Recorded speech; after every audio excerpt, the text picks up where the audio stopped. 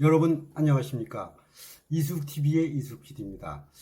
게임 체인저를 찾아서를 계속해서 시리즈로 보내드리고 있고, 요즘 서울시장 보궐선거가 이제 코앞에 다가왔기 때문에 상당히 그 관심이 집중되고 있는 것이죠. 그래서 게임 체인저는 제품이나 사건이나 인물에 관한 것인데, 지금 이번에 이 게임 체인저는 정치적인 측면에서의 어떤 일이 됐고 사건이 될 수도 있겠고, 그 다음에 인물에 대한 것이 될 수 있겠는데요. 서울시장 보궐선거 마지막 여론조사 결과가 나온 게 있습니다. 오세훈 후보가 20% 안팎으로 우세한 상황인데요. 시장 보궐선거 후보 중 누구에게 투표하겠느냐라는 질문에 오 후보라는 응답이 57.5%, 박영선 후보라는 응답이 36.0% 이렇게 나왔습니다. 아마 격차가 21.5% 정도, 그런 정도가 이제 이렇게 격차가 나는데요. 지금 그래도 양진영에서는 각자 좀 이렇게 뭐라 그럴까, 이렇게 엄살 같은 그런 걸 떠는 이유는 뭐냐면, 지금 야당의 오세훈 후보가 앞서가고 있지만 오세훈 후보 스스로가 별 차이가 없는 것이다.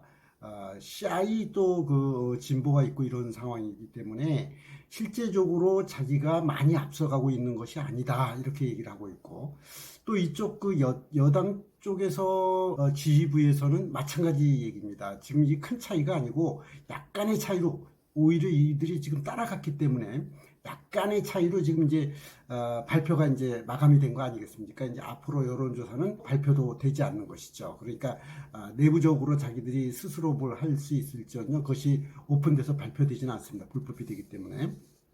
지금 그렇게 돼 있고, 그래서 오세훈 후보가 이제 20% 정도 이렇게 앞서가고는 있지만 안전한 것이 아니다라고 본인들이 얘기를 하고 있고요. 그런데 예민한 이때에 윤석열 전 검찰총장이 사전투표가 시작되는 날 부친과 함께, 부친이 아마 90세가 넘으신 것 같은데, 그 부친과 함께 사전투표를 하겠다. 그러면서 하는 얘기가 투표를 하면은 세상은 바뀐다, 뭐 이런 얘기를 했다는 것이죠. 이 사전 투표가 갖는 의미가 상당히 커지고 있습니다. 이게 이제 여당에 유리할 것이냐 야당에 유리할 것이냐. 예전에는 예를 들자면 이제 민주당에서 사전 투표를 하면 유리하다고 항상 그렇게 주장을 해왔고, 실제적으로 덕을 봤습니다. 그 이유는 뭐냐면 젊은 층에서 이제 사전 투표를 했었기 때문에 그러한 얘기가 나오는데, 이번에는 이제 오세훈 후보에게 20대가 많이 지지를 한다, 이렇게 되니까 얘기가 좀 틀려지는 것입니다. 그래서 20대가 움직였다, 이런 상황이 되고요. 오히려 40대는 뭐 저쪽 박영선 후보 쪽에 가깝다. 바람 선거를 생각해 볼 수 있는데, 이게 과연 이제 큰 바람이냐라고 봤을 때 지금 아무도 장담을 하지 못합니다. 왜냐하면 이건 미풍에 그칠 수도 있는 것이거든요.